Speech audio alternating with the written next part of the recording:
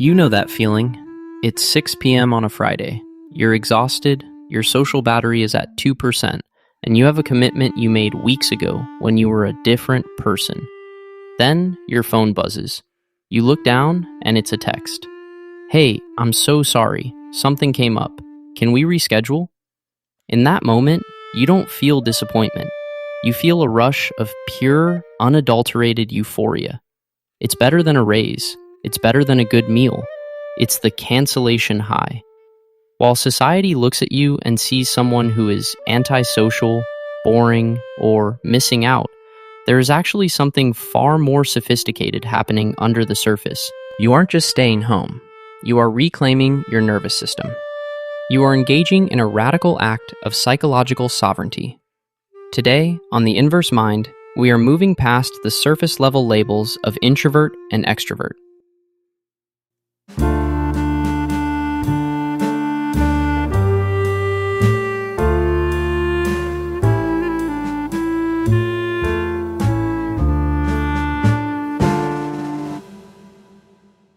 We're going to deconstruct the optimal arousal theory, the sensory gating mechanism that makes the world feel like an assault, and the hidden biological reason why your living room is the only place you feel like your true self.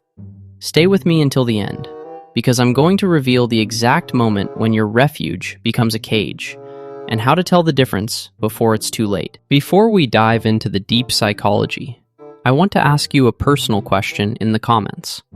What is the one specific sound or social situation that makes you immediately want to run back to your house?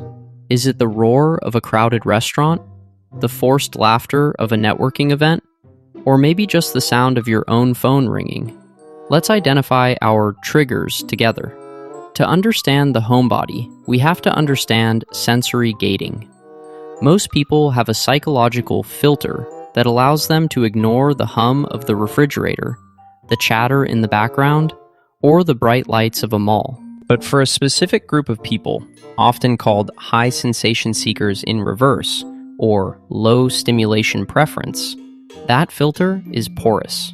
Your brain is literally taking in more information than the person next to you.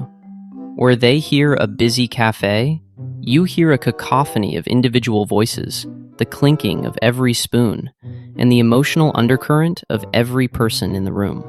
By the time you've been out for 2 hours, your brain has processed as much data as an extrovert processes in 2 days.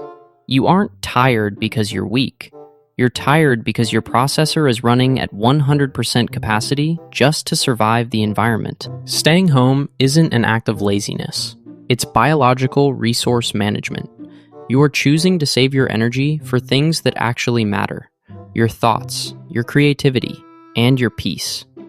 There is a psychological concept called the extended mind. It suggests that our environment isn't just a place we live. It's an extension of our own consciousness. For the person who loves staying home, their house is their external nervous system. Out there, the lighting is harsh, the chairs are uncomfortable, and the vibe is dictated by strangers. But at home, you have total sovereignty. You control the lumens of the bulbs, the texture of the fabric against your skin, and the silence of the air. This is deeply tied to attachment theory. In a world that feels increasingly volatile, politically, economically, and socially, the home becomes the only secure attachment left. When you walk through your front door and lock it, your cortisol levels don't just dip, they plummet. You are signaling to your primal brain that the hunt is over and the cave is secure. But here is the inverse perspective.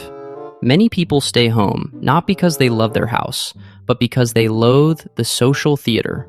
We live in a world of performative connection. Every time you step outside, you are expected to wear a mask. You have to small talk about things you don't care about. You have to manage your facial expressions to appear approachable.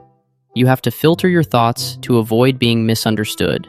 This is cognitive load, and for many of us, the price of that performance is simply too high. We stay home because we are tired of being actors in a play we didn't write.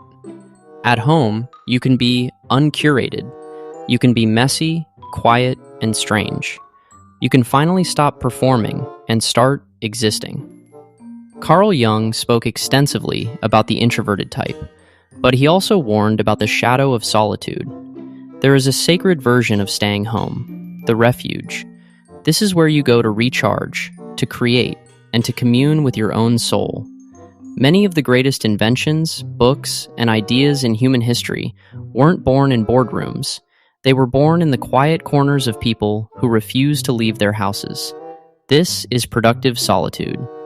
But there is a darker version, the cage. This is when you stay home, not because you love the silence, but because you are terrified of the noise.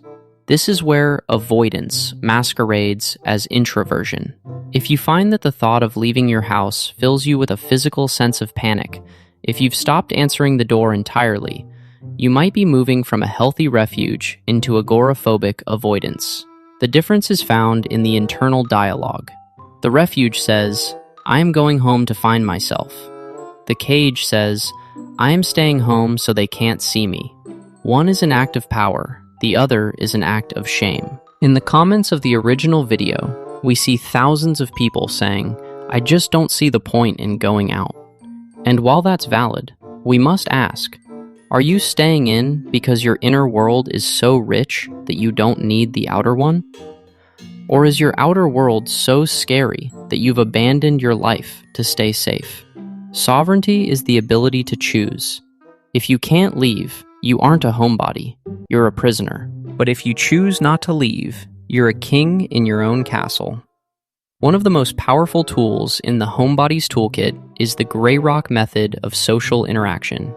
Usually, this is a technique used to deal with narcissists, but for the person who loves staying home, it's a way of life. You become uninteresting to the world, so the world leaves you alone. You stop posting on social media. You stop engaging in drama. You stop being the person everyone calls when they need a favor. And something miraculous happens. The noise stops. The invitations to events you hate dwindle. The obligations evaporate. People think you are lonely, but they are projecting their own fears onto you. Most people are terrified of their own thoughts.